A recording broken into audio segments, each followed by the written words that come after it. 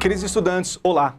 Depois de analisarmos em nosso último módulo as duas fases iniciais da Era Vargas, vamos avançar para o estudo daquele período mais longo e mais importante do período varguista, que damos o nome de Estado Novo, período situado entre os anos de 1937 e 1945. E o Estado Novo será o período de vigência da Constituição de 1937, que foi imposta, outorgada por Getúlio Vargas, tão logo foi dado o golpe do dia 10 de novembro de 1937.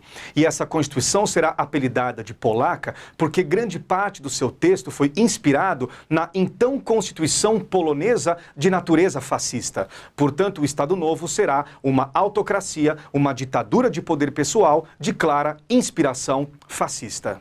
Getúlio Vargas vai buscar criar para si, nesse contexto, a imagem de um grande líder nacional.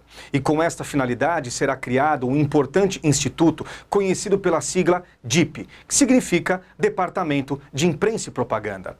O Departamento de Imprensa e Propaganda, além da finalidade de realizar a chamada censura prévia, ou seja, impedir a veiculação de qualquer produção fonográfica que viesse a divergir com a postura oficial do regime, o Departamento de Imprensa e Propaganda também tinha a finalidade de criar a propaganda oficial estadonovista e principalmente com o fim de fazer com que Getúlio Vargas fosse visto pela opinião pública brasileira como uma grande encarnação do espírito nacional e como um grande redentor da pátria.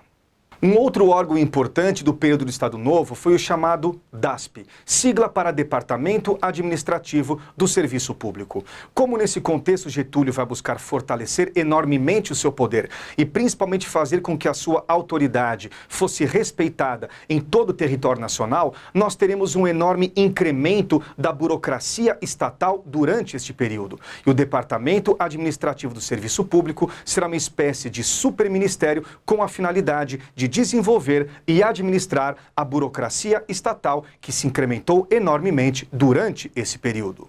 No entanto, o aspecto mais importante da ditadura estadonovista será o uso estratégico da política externa realizada por Getúlio Vargas. Não nos esqueçamos que esse foi o contexto da eclosão da Segunda Guerra Mundial, um grande conflito que se estendeu entre os anos de 1939 e 1945 e colocou frente a frente duas coalizões militares. De um lado tivemos os países do eixo, formado pela Alemanha nazista, pela Itália fascista e pelo Japão imperial, e do outro lado tivemos os países aliados, formados pelos Estados Unidos, pela França, pela Inglaterra, pela China e pela União Soviética. Vargas vai adotar aquela estratégia que ficou conhecida como política de barganha diplomática, tentar tirar das potências litigantes um acordo militar e financeiro que viesse a propiciar o ingresso de capitais estrangeiros no Brasil com a finalidade de impulsionar a nossa industrialização avançada, a nossa industrialização de base.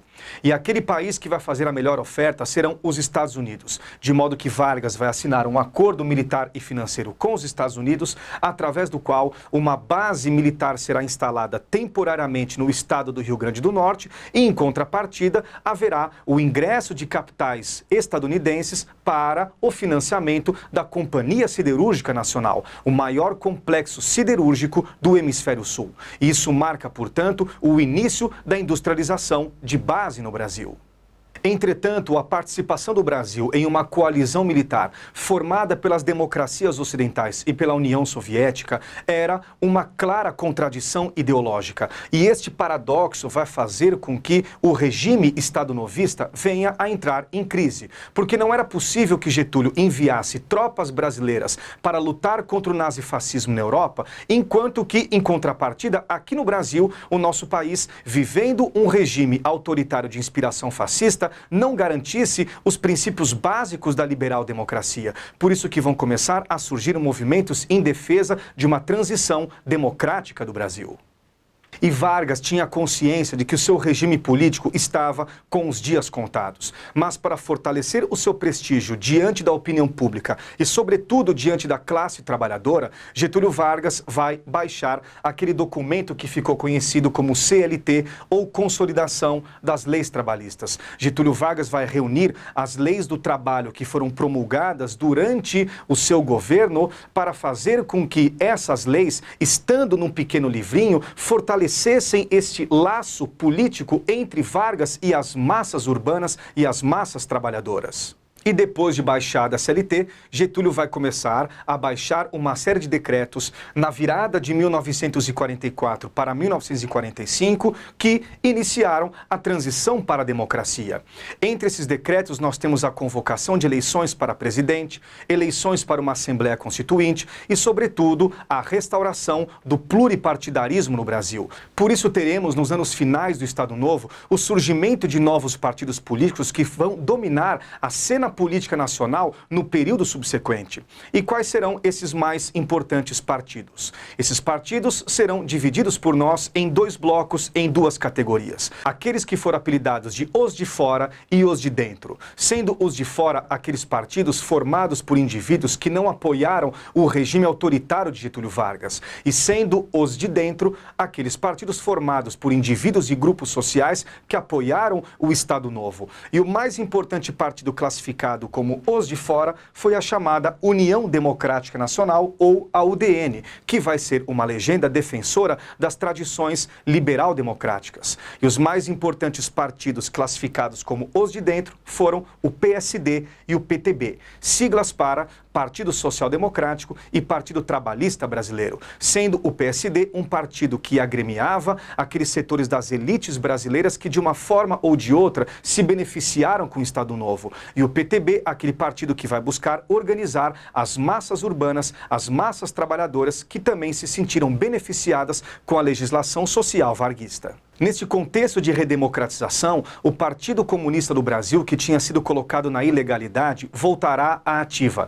E Luiz Carlos Prestes, o seu grande líder, que fora preso durante o Estado Novo, será colocado em liberdade. E essa é uma informação muito importante, porque nos anos finais do Estado Novo, começa a surgir um movimento de trabalhadores urbanos conhecido como queremismo, um movimento que vai defender a redemocratização do Brasil com Getúlio Vargas.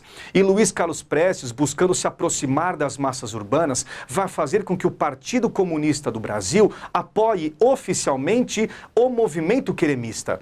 Isso vai fazer com que os setores mais conservadores da nossa sociedade e, sobretudo, os membros das Forças Armadas despertem numa enorme desconfiança em relação ao Getúlio. Principalmente a desconfiança de que Vargas quisesse se perpetuar no poder, só que dessa vez com o apoio dos comunistas. Esse impasse político vai culminar num golpe político através do qual, no dia 29 de outubro de 1945, os militares vão afastar Getúlio Vargas e assim, oficialmente, está encerrado o Estado Novo.